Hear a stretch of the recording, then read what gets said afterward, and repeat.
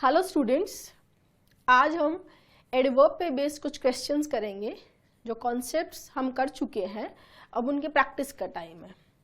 Theory के बाद जब हम क्वेश्चंस भी कर लेते हैं तो हमें ये चीज़ क्लियर हो जाती है कि जो कॉन्सेप्ट हम पढ़ रहे हैं वहाँ से किस टाइप के क्वेश्चंस आएंगे एग्जाम में। ठीक है, तो कुछ प्रीवियस ईयर क्वेश्चंस आज हम सॉल्व करेंगे। ठीक है ना।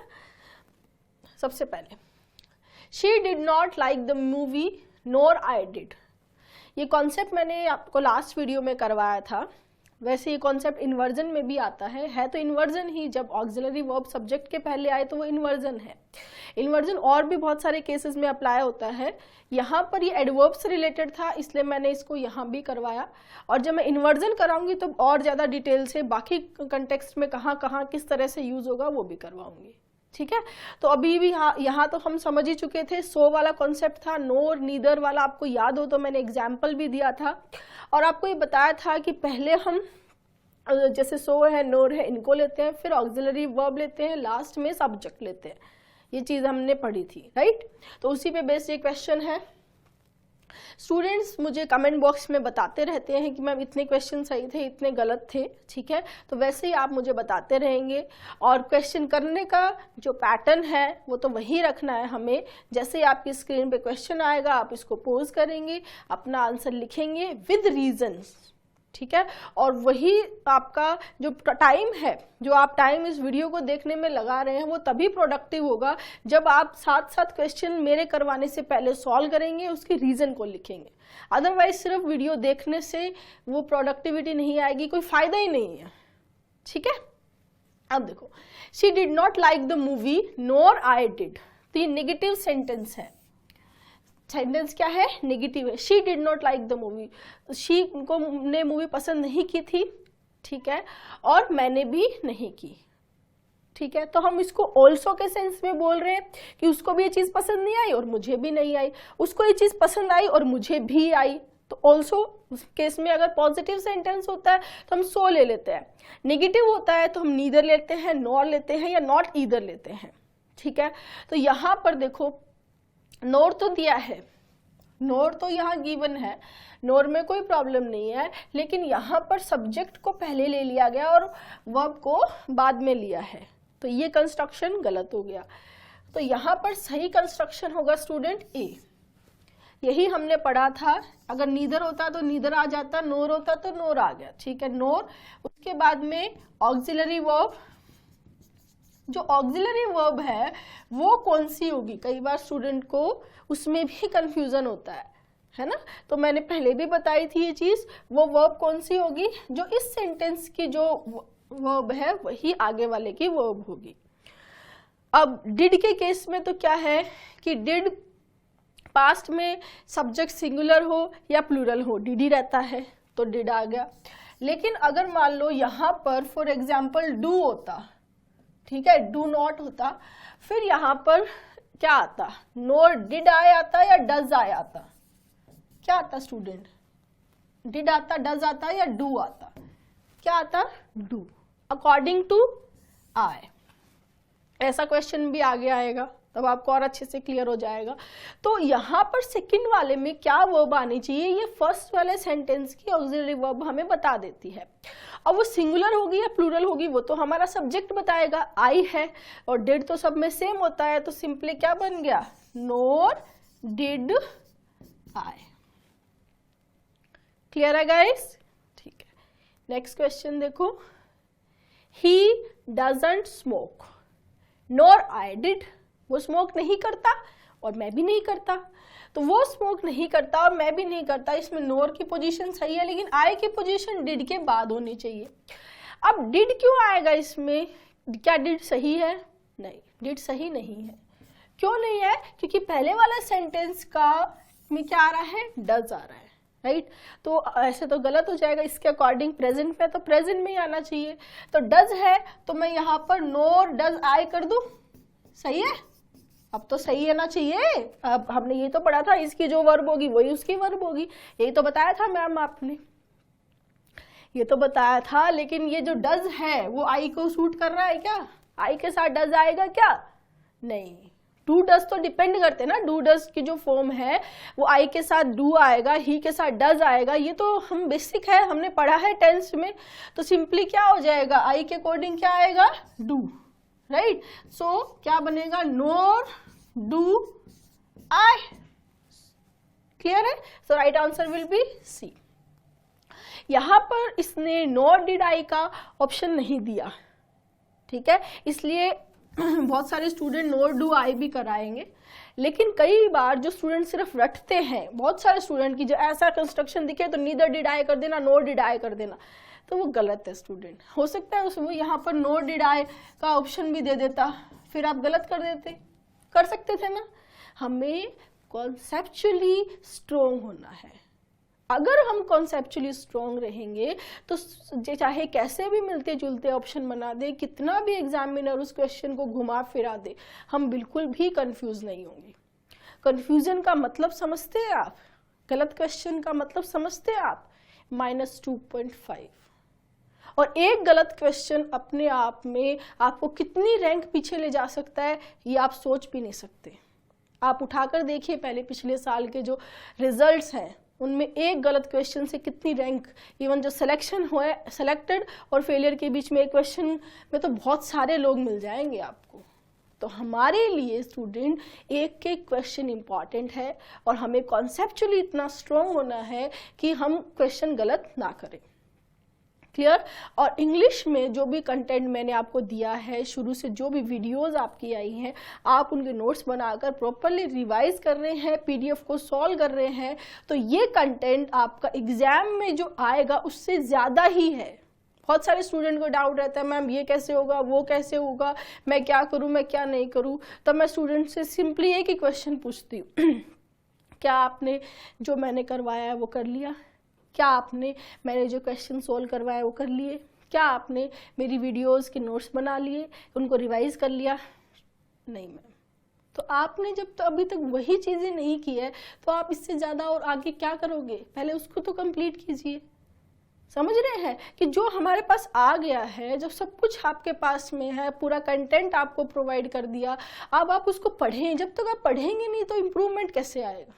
ठीक है, तो जो वीडियोस आ चुकी है उनको रिवाइज कीजिए, नोट्स बनाकर रिवाइज कीजिए, पीडीएफ दी है उनको सॉल्व कीजिए। ठीक है, एग्जाम सामने है तो हार्डवर्क करने की जरूरत है आपको। आगे, my mother is worried about my father's health. मेरी मम्मी मेरे फादर की हेल्थ के बारे में चिंतित है, एंड ऑल्सो आई, और मैं भी चिंतित हूँ। हमने ये चीज़ पढ़ी थी कि जब हम ऑल्सो को हम सेंटेंस के इस कंस्ट्रक्शन में जनरली यूज़ नहीं करते हैं, और इस मीनिंग के लिए हम यहाँ यूज़ करते हैं सो। क्या यूज़ करते हैं? सो। और इस केस में सो का मीनिंग भी क्या होता है? ऑल्सो होता है। ऑल्सो बोले या इन द सेम वे बोले, in the similar manner, similar way बोले, एक ही बात है। और उस केस में हमने ये भी पढ़ा था कि जो कंस्ट्रक्शन है सो, देन ऑक्सिलरी वर्ब, और देन क्या आता है? सब्जेक्ट। तो सब्जेक्ट तो आए है, गिवन है, ठीक है, और ऑक्सिलरी वर्ब है वो आए के अकॉर्डिंग क्या होगी? एम। अब बोलोगे मैम यहाँ तो इज आया है, तो इज जो टेंस है उसके अंदर अगर आए सब्जेक्ट हो तो इज थोड़ी आएगा, क्या आएगा? एम आएगा। So right answer will be so M आए। क्लियर है? जिन स्टूडेंट्स को ये कॉन्सेप्ट समझ में नहीं आ रहा है या यहाँ पर कोई डाउट क्रिएट हो रहा है उनके माइंड में, वो आप पहले जो कॉन्सेप्ट वाली वीडियो मैंने दी है उसको देखेंगे, 2 बार रिवाइज करेंगे, फिर ये क्वेश्चन करेंगे तो बहुत इजीली हो जाएगा। ठीक है, next, they didn't pay any heed to their superiors instruction. ठीक है, दे जो है वो उन्होंने कोई भी ध्यान नहीं दिया। हीट का मतलब ध्यान देना, नोटिस करना। उन्होंने अपने सुपीरियर्स की इंस्ट्रक्शंस पे कोई ध्यान नहीं दिया था, और आई डिड नीदर, और मैंने भी नहीं दिया। ठीक है, सेम वही कॉन्सेप्ट है, तो नीदर पहले आ जाएगा। ठीक है, और यहाँ पर जो उसकी वर्ब है वो क्या है? डिड है, तो डिड आ जाएगी, और सब्जेक्ट क्या है? आई है, तो सिंपली नीदर डिड आई। अब नीदर डिड आई तो मैम ऑप्शन में ही नहीं है। ठीक है, तो क्या है? डी में देखो, नोर डिड आई, ये बैंक का है, इसमें एक ऑप्शन नो एरर भी होगा। टाइपो, ठीक है। तो यहाँ पर ऑप्शन क्या है, नीदर नहीं है, नोर है, तो ये भी हमने किया था, नीदर भी ले सकते हैं, नोर भी। So right answer will be D, ठीक है guys. Okay, next, Vinay does not play cricket and filling the blank does Yashwant. अब ये फिलिंग द ब्लैंक्स में भी आया हुआ है, और ये एसएससी जो भी क्वेश्चन हम सॉल्व कर रहे हैं, एसएससी बैंक सीडी एनडी उन्हीं में आए हुए क्वेश्चन सॉल्व कर रहे हैं, ठीक है। तो अब देखो यहाँ पर ऑक्सिलरी वर्ब है, सब्जेक्ट है, और ये कैसा सेंटेंस है, देखो नेगेटिव सेंटेंस है, नेगेटिव मीनिंग का सेंटेंस है कि Vinay does not play cricket, Vinay cricket नहीं खेलता है, और मैं भी नहीं खेलता हूँ, सॉरी मैं नहीं, यशवंत भी नहीं खेलता है। तो अब यहाँ पर आप सो और नीदर का जब तक आपको कॉन्सेप्ट क्लियर नहीं होगा तो आप कंफ्यूज हो सकते हैं। सो नहीं आ सकता, क्यों? क्योंकि ये पॉजिटिव सेंटेंस नहीं है। पॉजिटिव होता, अगर ये बोलता विनय प्लेज क्रिकेट, ठीक है, तब तो हम कर सकते थे, लेकिन नेगेटिव सेंटेंस है और नेगेटिव में भी का मीनिंग हमें देना है, तो क्या आएगा स्टूडेंट, नीदर। क्लियर है? Next, I haven't been to New York before, मैं पहले कभी न्यूयॉर्क नहीं गया हूँ, ऐसा एक सेंटेंस भी मैंने एग्जाम्पल के तौर पे भी करवाया हुआ है। एंड नीदर माई सिस्टर, तो आपको यहाँ पर एरर समझ में आ गई होगी। यहाँ एरर जो है वो सी पार्ट में है। क्या एरर है? नीदर तो है, सब्जेक्ट है, लेकिन इनके बीच में जो ऑक्सिलरी वर्ब आनी चाहिए, जो ऑक्सिलरी वर्ब आनी चाहिए वो नहीं है, ठीक है। तो वो ऑक्सिलरी वर्ब कौन सी होगी? चलो इसमें तो स्पॉटिंग एरर है, तो मैम बस हमें तो ये बता दो सी में एरर है। नहीं, जब तक आपको नहीं पता होगा कि इसमें कॉन्सेप्चुअली क्या एरर है, तो आज तो ये स्पॉटिंग एरर में आया, कल को फिलिंग द ब्लैंक्स में आ जाएगा, कल को सेंटेंस इंप्रूवमेंट में आ जाएगा। तो जब भी आप स्पॉटिंग एरर भी करते हो तो आपको ये चीज़ पता होनी चाहिए कि ए पार्ट में एरर है, बी पार्ट में एरर है, सी पार्ट में एरर है, लेकिन वो एरर क्या है, उसको किससे रिप्लेस करना है, ठीक है ना। तो यहाँ पर स्टूडेंट देखो, यहाँ ऑक्सिलरी वर्ब क्या है, हैव है, तो क्या मैं नीदर हैव माई सिस्टर कर सकती हूँ? क्या प्रॉब्लम है? सही है ना? नहीं, माई सिस्टर जो है थर्ड पर्सन, क्या इसके साथ हैव आता है? नहीं, क्या आता है? हैज। सो यहाँ पर क्या आएगा, माई सिस्टर के पहले हैज आएगा। नीदर हैज माई सिस्टर, ठीक है। नेक्स्ट, हाँ, ये कॉन्सेप्ट भी हम डिस्कस कर चुके हैं, जो मैंने टू, एज वेल और ऑल्सो का कॉन्सेप्ट आपको करवाया था, उनकी पोजीशन को बताया था कि ऑल्सो की जनरली मिड पोजीशन होती है, टू और एज वेल की generally last position, and position होती है, ठीक है। हमने एडवर्ब जब स्टार्ट किया था तभी उनकी पोजीशन को पढ़ा था, फ्रंट पोजीशन, मिड पोजीशन और एंड पोजीशन, राइट। अब देखो, he plays cricket and tennis also, यहाँ पर ऑल्सो नहीं आएगा क्योंकि ऑल्सो को हम जनरली सेंटेंस के लास्ट में नहीं लेते हैं। सेम मीनिंग देना है तो हम उस केस में क्या यूज करते हैं, टू या एज वेल, ठीक है। So right answer will be two. समझ में आया? और ये वैसे कितना सिंपल सा क्वेश्चन है ना, बट ये सेम क्वेश्चन एसएससी में आया हुआ है, और ये सेम क्वेश्चन, सेम बिल्कुल सेम क्वेश्चन है, आप देख लो, और ये क्वेश्चन आपका एनडीए में भी आया हुआ है, ठीक है। तो जो भी कॉन्सेप्ट्स मैं करवाती हूँ उनको आपको शॉर्ट नोट्स बनाकर अच्छे से रिवाइज करते रहना है। एग्जाम में क्या आएगा क्या नहीं आएगा वो मेरी रिस्पॉन्सिबिलिटी है। जब से अपना बैच स्टार्ट हुआ है तब से मेरा यही कमिटमेंट आपके लिए रहा है कि आप जो मैं करवा रही हूँ आप उसको करते रहिए, बाकी आप मुझ पे छोड़ दीजिए, ठीक है। तो ये क्वेश्चन क्लियर हो गया, ये कॉन्सेप्ट हमने किया था, ठीक है। The movie was extremely interesting, यहाँ पर राइट आंसर होगा स्टूडेंट वेरी। क्यों होगा? ये भी मैंने करवाया था कि प्रेजेंट पार्टिसिपल और पास्ट पार्टिसिपल, जैसे वेरी टायर्ड, ठीक है, वेरी इंटरेस्टिंग, ये हम किसके साथ लेते हैं, वेरी के साथ। हालांकि एक्सट्रीमली का मीनिंग भी वेरी है, एक वेरी ही होता है, लेकिन हम जो ये आईएनजी फॉर्म का एडजेक्टिव जो है, आईएनजी फॉर्म का एडजेक्टिव जो है वो हम किसके साथ लेंगे, वेरी के साथ। Next, he was too tired that he could not cross the street even with the help of a supporter, porter नहीं सपोर्टर। वो इतना ज़्यादा टायर्ड था कि वो किसी की हेल्प के बिना स्ट्रीट को क्रॉस नहीं कर सकता था।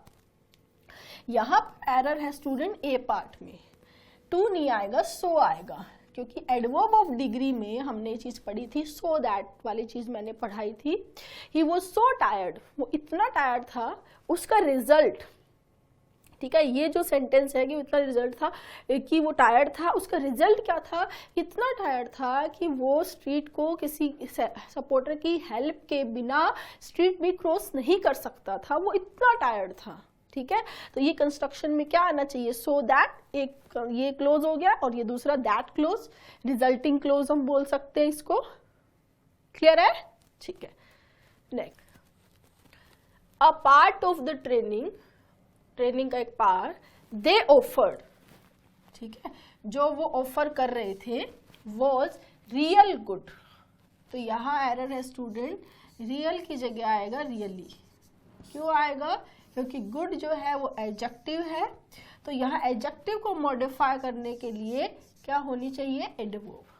तो एडवर्ब क्या होगी, रियली। जो वो ट्रेनिंग ऑफर कर रहे थे उसमें उस ट्रेनिंग का एक पार्ट जो था वो सही में अच्छा था।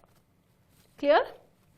तो good is an adjective, so adjective को मॉडिफाई करने के लिए हमें चाहिए एडवर्ब। और ऐसे ही सेम लगभग सेम क्वेश्चन एसएससी में 2 बार आ चुका है, एक बार दोबारा आगे भी आएगा ये question. Next, have you got any idea as to what has happened to Akela? I haven't seen her filling the blank. मैंने उसको नहीं देखा है, later, late, later on, lately. मतलब ये पूछ रहा है कि अकेला के साथ क्या हुआ, क्या तुम्हें कोई आइडिया है? मैंने उसको बहुत दिनों से नहीं देखा है। ठीक है, आई हैवंट सीन हर मतलब मैंने उसको नहीं देखा। ये एडजेक्टिव में भी मैंने आपको बताया था, लेट जो है वो हम देरी के लिए यूज करते हैं, और लेटली का मतलब क्या है, लेटली एडवर्ब का मीनिंग रिसेंटली। ठीक है, so right answer is lately. कैसे? I haven't seen her lately, मैंने उसको इन दिनों में नहीं देखा है, तो I haven't seen her lately, तो क्या मीनिंग दे रहा है, रिसेंटली। ठीक है, next, there were filling the blank participants at the conference than we had expected. ठीक है, so we had trouble seating them. ये बोल रहा है कि वहां पर there were filling the blank participant at the conference, conference में इतने ज्यादा पार्टिसिपेंट्स थे, कितने थे, देन वी हैड एक्सपेक्टेड, जितना हमने एक्सपेक्ट किए थे। पास्ट परफेक्ट टेंस है, हैड प्लस वर्ब थर्ड है ना, हमने एक्सपेक्ट किए थे 500 पार्टिसिपेंट, आ गए 700 पार्टिसिपेंट। ठीक है, बोल रहे there were filling the blank participants at the conference that we had expected, जितने एक्सपेक्ट किए थे उससे ज्यादा आ गए थे। So we had trouble seating them, तो हमें परेशानी हुई उनको बैठाने का अरेंजमेंट करने की। वो तो होनी है कि आपके पास 500 की कैपेसिटी है, सीटिंग कैपेसिटी, और 700 आ जाएंगे, आपने सोचा नहीं था, तो उससे प्रॉब्लम आएगी। ठीक है, अब यहाँ पे देखो मच मोर, मच नहीं आ सकता क्योंकि ये पार्टिसिपेंट जो है प्लूरल है एंड काउंटेबल नाउन, क्योंकि प्लूरल किसका बनाते हैं, काउंटेबल नाउन का बनाते हैं। सो पार्टिसिपेंट्स प्लूरल हो गया, तो मच नहीं आएगा। ठीक है, देन आया है, कंपैरिजन है, ठीक है, तो मोर आएगा। Right answer will be B, there were many more participants at the conference than we had expected. तो कंपैरिजन के लिए मोर और देन हम यूज करते हैं, और मेनी आएगा क्योंकि ये क्या है, काउंटेबल नाउन है। अनकाउंटेबल होला तो मच यूज करते हैं। ठीक है ना? ठीक है, next, it is raining filling the blank, do not go out. बाहर बारिश हो रही है, क्या आएगा, raining fast, raining soundly, raining strongly, raining heavily. ये क्वेश्चन भी एसएससी में आया हुआ है, राइट आंसर होगा इसमें हैवीली।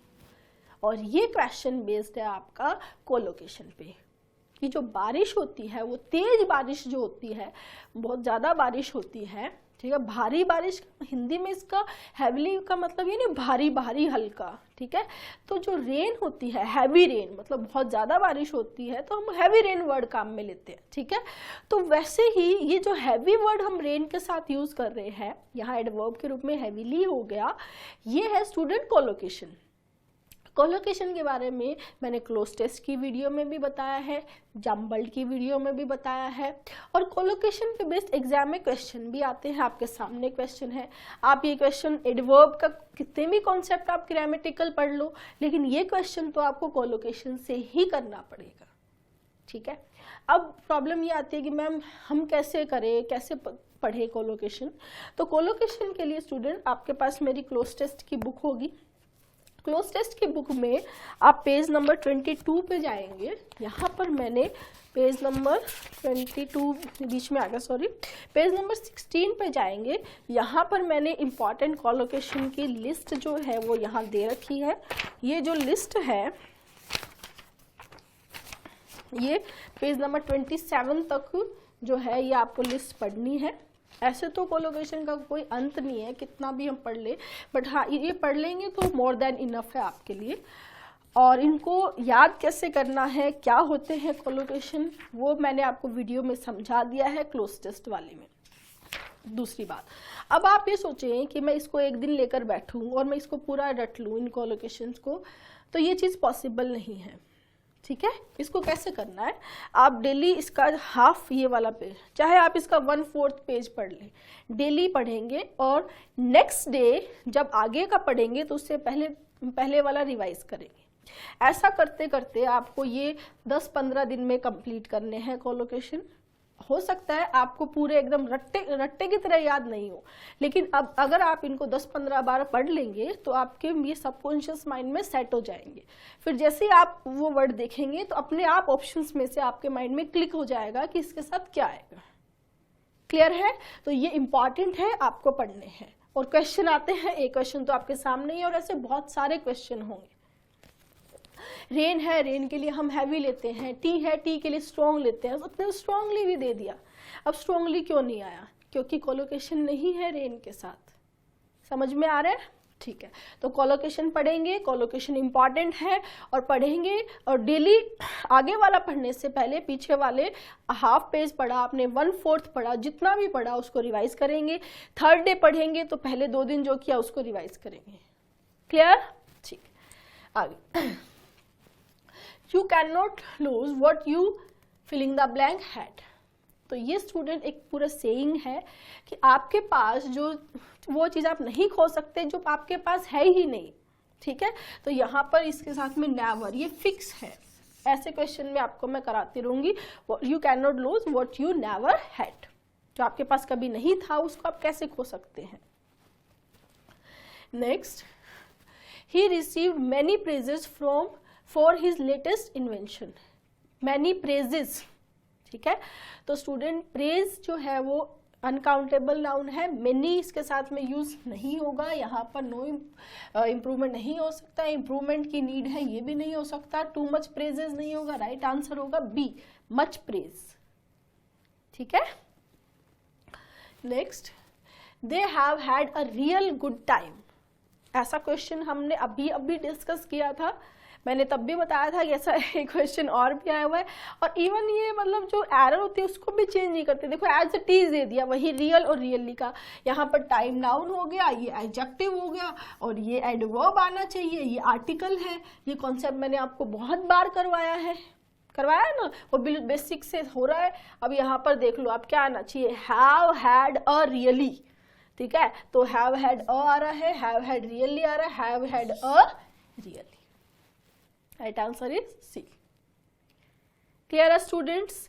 तो अभी हम और भी क्वेश्चंस करेंगे। आप कमेंट बॉक्स में मुझे बताते रहेंगे कि आपके कितने क्वेश्चन सही हुए, कितने गलत हुए। Thank you.